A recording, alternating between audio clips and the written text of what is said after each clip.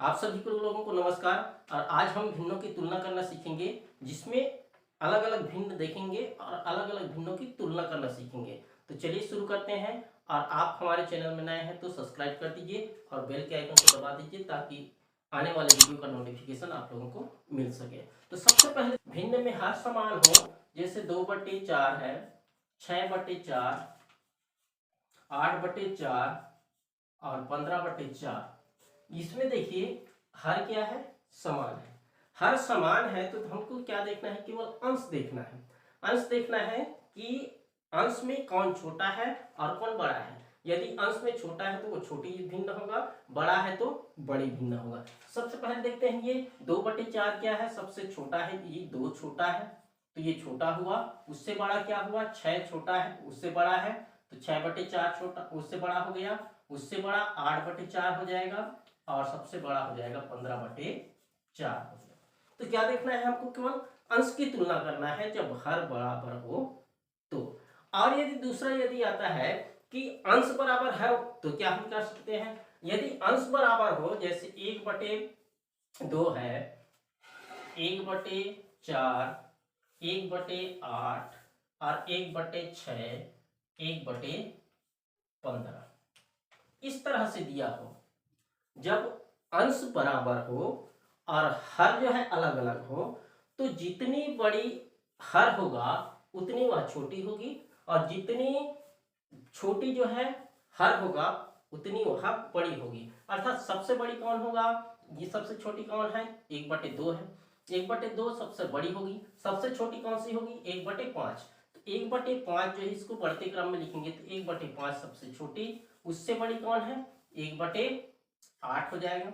उससे बड़ी कौन है, 1/6 होगा। और उससे बड़ी कौन है, 1/4। और सबसे बड़ी क्या हो जाएगा, 1/2। तो यदि अंश बराबर है तो हर की तुलना करना है, हर जितनी बड़ी होगी उतना छोटी होगी। और यदि हर बराबर है तो अंश की तुलना करना है, जितना छोटी होगी वह भिन्न उतनी छोटी, और जितनी बड़ी हर होगी अंश होगी वह उतनी बड़ी होगी। अब देखते हैं जब यदि अंतर जो है ये इसमें हो, यदि अंतर अलग अलग है तो 2/3, 4/5 अंतर समान है तो क्या होगा, 8/9, 5/6 और 15/16। इसमें देखते हैं अंतर जो है क्या है, दोनों का अंतर करते हैं। हर में अंश का अंतर कर देते हैं। अंतर करेंगे तो इसमें कितना आएगा, 1 का अंतर आएगा। इसमें भी 1 का अंतर आएगा। इसमें भी देखते हैं कितना, 8 में 9 घटा 9 में 8 घटाएंगे, 1 का अंतर। इसमें भी 1 का अंतर है और इसमें भी 1 का अंतर है। क्लियर है। अंतर निकालते हैं तो पर भी वही है, क्या देखना है, अंश की तुलना करना है। अंश यदि छोटा है तो वह छोटा भिन्न, और अंश यदि बड़ा है तो बड़ा भिन्न। तो इसमें देखिए सबसे बड़ा छोटा कौन सा होगा, ये 2/3 होगा।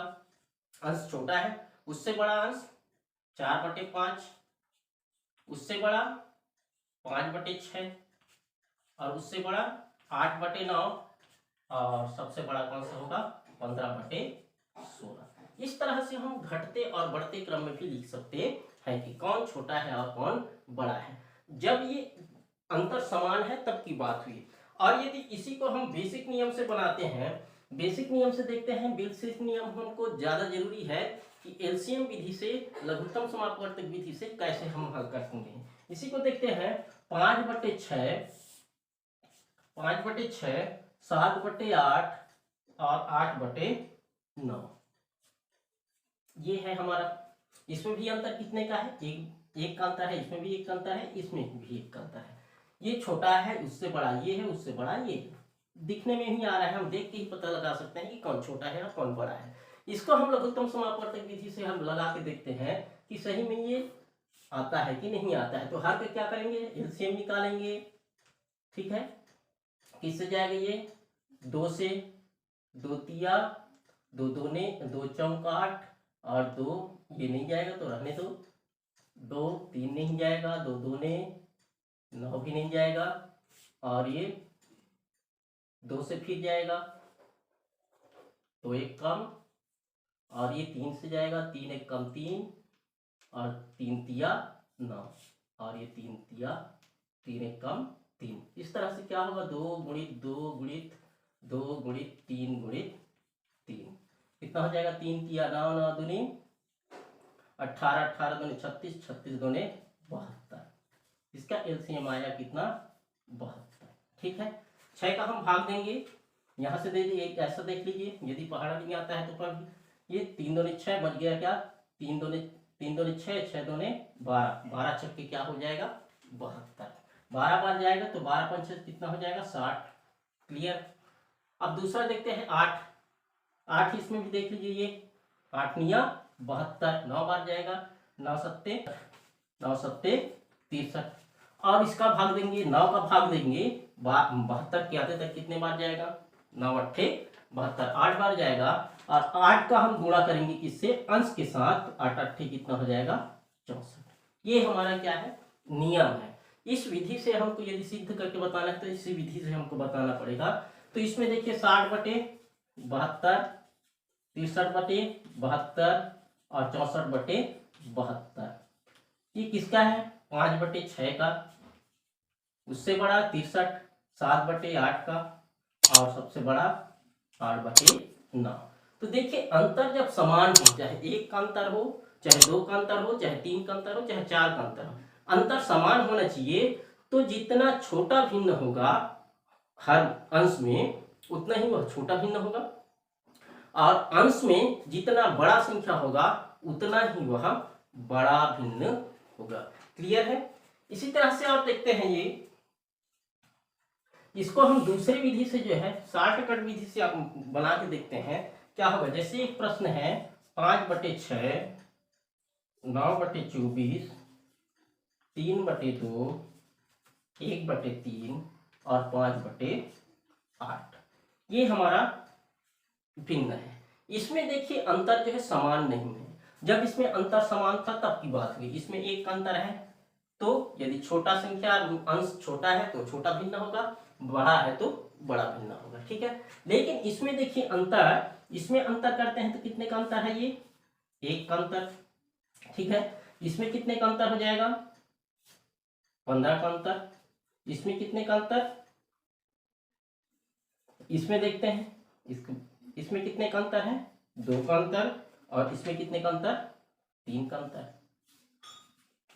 सबसे पहले ध्यान तो ये लगाइए कि यदि हम पढ़े हैं जानते हैं उचित भिन्न और अनुचित भिन्न हमेशा जो है ये उचित भिन्न जो है अनुचित भिन्न से छोटा होता है। अर्थात उचित भिन्न जो है छोटा उचित भिन्न से बड़ा होता है अनुचित भिन्न। अर्थात उचित भिन्न छोटा होता है अनुचित भिन्न या उसी को विषम भिन्न कहते हैं तो बड़ा होता है। इसमें देखिए अनुचित भिन्न भी है और बाकी जो है उचित भिन्न है। ये सब उचित भिन्न है और ये जो है अनुचित भिन्न है। अर्थात सबसे बड़ा कौन हो गया सबसे बड़ा 3 बटे 2 देखते ही हमको पता चल गया। बाकी सारे जो है क्या है उचित भिन्न है और ये जो है अनुचित भिन्न है अर्थात विषम भिन्न है तो ये सबसे बड़ा होगा। अब इन चारों में हम तुलना करते हैं ये शॉर्टकट विधि से ये अंतर आया इसमें 1 का इसमें 15 का इसमें 2 का और इसमें 3 का। ठीक है। तो अब इसको बटे के रूप में लिख देते हैं 5 बटे क्या हो जाएगा अंश को ले लीजिए और ये हर को ले लीजिए 5 बटे 9 बटे 15। ठीक है। इसमें 1 बटे 2 और इसमें 5 बटे 3। क्लियर। इतना समझ में आया। अंश को ये अंतर से क्या कर दिए अंश बटे अंतर। ठीक है। अंश बटे अंतर कर दिए। अब इसको हम भाग कर देंगे 1 से भाग कर देंगे कितने बार जाएगा 1 से भाग करेंगे तो 1 पंचे 5 इसका भाग देंगे कितना जाएगा ये एक बार में नहीं जाएगा दशमलव लगा देंगे तो क्या हो जाएगा 15 छक्के 90 और ये कितने बार जाएगा ये भी एक बार में नहीं जाएगा तो कितना हो जाएगा दशमलव लगाएंगे तो शून्य हो जाएगा 10 बन जाएगा 2 पंचे 10 और ये भी 3 एक कम 3 और बच गया कितना 2 बचेगा दशमलव लगाएंगे 20 बन जाएगा और 3 6 18 इतना आएगा।